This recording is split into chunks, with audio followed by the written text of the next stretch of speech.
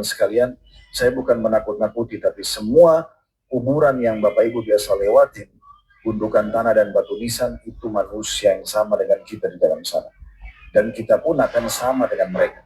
Kalau hari ini kita mengkafani saudara kita, kerabat kita, kalau kita memikulnya di geranda dan disolat di jenazah lalu diantar ke kuburan, kemudian menjadi kenangan manusia beberapa hari saja, oh ibu itu, oh bapak itu, habis itu selesai, akan hilang semua kenangan dia. Rumah dia hanya dikenang beberapa waktu, oh, itu rumah dia, oh itu pakaian dia, setelah itu diwaris, dibagi warisan, selesai. Orang tidak akan mengenang lagi rumah dia dan seterusnya. Maka beruntunglah orang yang cerdas memahami masalah ini, bagaimana dia punya persiapan-persiapan untuk menuju ke liang lahat itu.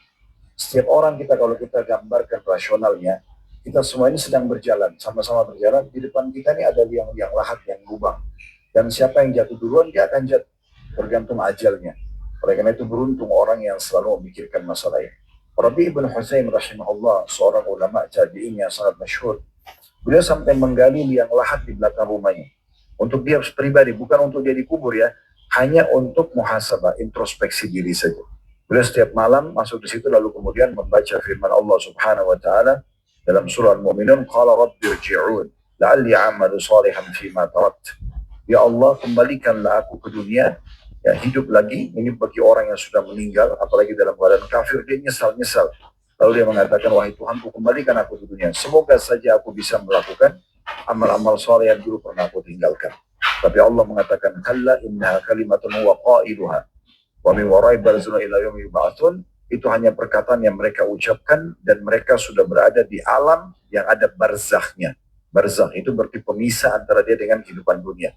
Jadi orang-orang di kuburan itu, walaupun dia manusia seperti kita biasa, tapi sudah nggak bisa buat apa-apa. Mereka berada di alam yang sendiri dan diletakkan oleh Allah dinding sehingga mereka tidak bisa interaksi sama kita lagi. Mereka tidak bisa lagi beramal, mereka tidak bisa lagi bertaubat, mereka tidak bisa lagi interaksi sama kita. Beruntunglah mereka yang sudah punya amal-amal yang mereka perbanyak semasa hidup sehingga menemani di kuburan, dan rugilah orang yang akhirnya menyia-nyiakan amal saleh. Juga kembali saya ingatkan, penyesalan di hari kiamat terjadi pada 3 orang. Yang pertama, yang abadi penyesalannya. Orang kafir, orang munafik, orang musyrik. Meninggal dalam keadaan ini menyesal abadi, karena masuk ke neraka selamanya. Dikubur disiksa, di neraka disiksa, dan tidak bisa keluar. Sampai dalam sebuah hadis yang sahih disebutkan, nanti ahli neraka akan memanggil para penjaga neraka dari kalangan malaikat. Tolong, minta sama Allah ringankan buat kami. Malaikat tidak jawab sekian puluh tahun. Ya, nggak dijawab oleh malaikat. Terus disiksa 24 jam non-stop, tidak ada istirahatnya. Kalau penjara manusia di dunia ini masih ada waktu tidur, waktu istirahat, waktu ke kamar mandi, waktu makan, waktu olahraga. Di neraka nggak ada itu. Disiksa 24 jam dan non-stop. Nggak ada negosiasi.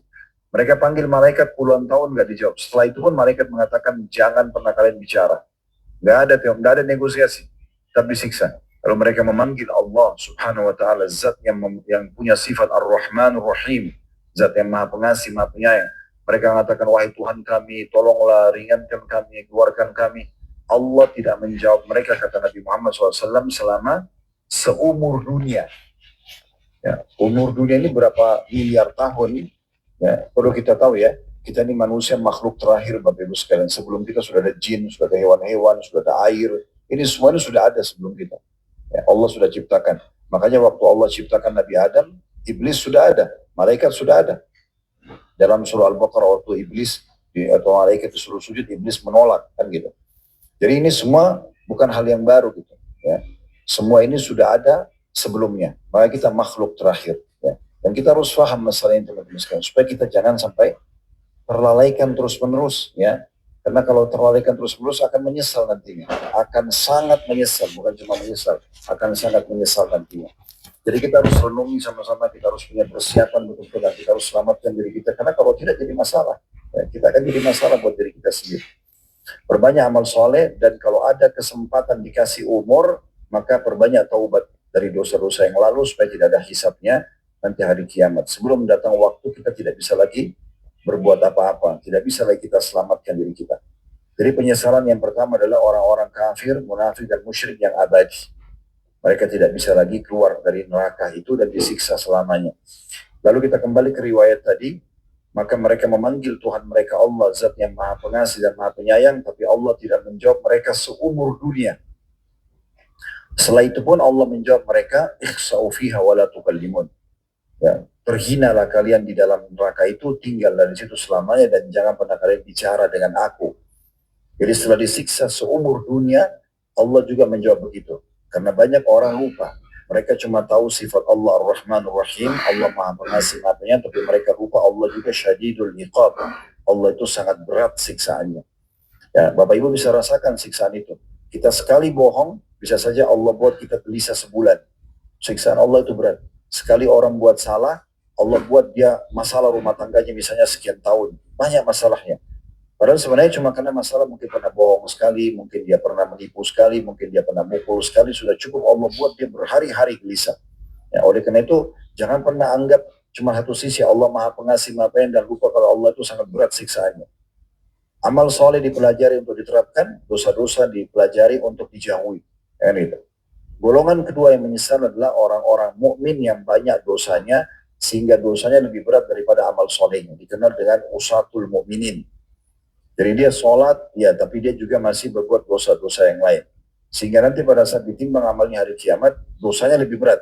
Misalnya dosanya 10.000, amal solehnya 9.000, dia harus disiksa dulu untuk membersihkan 1.000 atau 1.500 dosanya. Orang ini juga menyesal, karena harusnya dia tidak perlu masuk ke neraka. Kalau dia tidak buat dosa itu kan dia bisa masuk ke surga langsung. Cuma penyesalannya tidak ada manfaatnya, sampai nanti dia bersih dosanya, atau mendapatkan syafaat pertolongan yang Allah izinkan. Nah, golongan ketiga, ini yang kita garis bawahi adalah orang-orang mukmin yang masuk ke surga. Mereka nggak masuk neraka, mereka masuk surga dari awal. Tetapi banyak sekali amal-amal soleh yang mereka sia-siakan selama di dunia. Misalnya lewati kotak amal masjid nggak sumbang, lihat orang miskin nggak beri, azan dikumandangkan nggak sholat sunnah qobliyah misalnya, sunnah-sunnah lah, bukan yang wajib ya. Tapi nanti dia nyesal, karena ternyata kalau dia kerjakan, dia akan dapat derajat lebih tinggi dari apa yang dia dapatkan sekarang. Gitu. Cuma penyesalan itu tidak akan bermanfaat lagi, karena sudah tidak bisa naik ke derajat itu. Mirip kalau komplek perumahan, biasanya kan ada klaster-klaster ya. Ada klaster yang premiumnya, ada klaster tipe A, tipe B, tipe C gitu ya. Nah bisa saja orang yang cuma mengerjakan amal wajib, misalnya dia di klaster B misalnya, atau di klaster C. Klaster yang di atasnya itu lebih mewah, lebih bagus fasilitasnya. Tapi itu khusus orang yang menggabungkan wajib sama sunnah. Dia nggak bisa lagi dapat itu. Pertanyaan sederhana, kenapa Bapak Ibu nggak mau sholat sunnah? Apa masalahnya? Waktunya juga toh kita akan lalui, daripada duduk, sholat aja duha. Daripada hanya duduk atau aktivitas biasa sambil berzikir pagi, kenapa nggak sholat ba'diyah? Kenapa nggak sholat malam? Masalahnya apa? Gitu kan? Orang lain bisa kerjakan apa kita tidak kerjakan, itu akan mendatangkan penyesalan nanti, karena ternyata itu membawa derajat yang tinggi di surga. Nah, diantaranya yang kita bahas sekarang adalah berzikir kepada Allah. Banyak sekali orang anggap ini, zikir ya sudahlah. Ya, mungkin habis sholat saya sudah cukup. Atau mungkin zikir pagi petang kalau pada baca sudah cukup. Padahal sebenarnya tidak cukup. Itu belum cukup. Ya, kita harusnya berzikir kepada Allah non-stop. Ingat, satu-satunya ibadah yang tetap bertahan sampai di surga hanya zikir. Di surga nggak ada lagi sholat, nggak ada jihad, nggak ada lagi sedekah, nggak ada lagi haji, nggak ada semuanya. Yang ada cuma zikir saja. Bahkan nanti dalam riwayat tentang surga, mereka akan diilhamkan tasbih, ya, sebagaimana kalian diilhamkan nafas. Jadi ahli surga tidak pernah berhenti. Seperti kita bernafas naik turun, kita sudah sampai kadang-kadang tidak sadari kalau kita sedang bernafas karena rutinnya. Nah seperti itu nanti ahli surga selalu berzikir. Nah orang yang suka berzikir di dunia, maka akan lebih mempermudah dia juga mendapatkan derajat yang tinggi di surga, dan akhirnya dia juga lebih mudah berzikir kepada Allah di sana nantinya. Baik, di halaman 23 saya akan bacakan dulu dalil yang diangkat oleh penulis, sebuah hadis saja. Nanti baru kita insya Allah lanjutkan dengan syarah dan penjelasan lebih jauh, yaitu kunci sukses yang keenam, selamatkan dari siksa kubur, berzikir atau mengingat Allah. Disebutkan hadis dari Mu'adz bin Jabal. Mu'adz bin Jabal radhiyallahu anhu, dia mengatakan, "Ma'amila adamiyyun 'amalan anjalahu min 'adzabillahi min dzikrillah." Terjemahannya, tidaklah seorang anak Adam melakukan satu amalan yang lebih menyelamatkannya dari azab Allah dibandingkan zikir pada Allah. Itu hadis ada putwa di bawah, diriwayatkan oleh Imam Malik, Tirmidzi dan Ibnu Majah.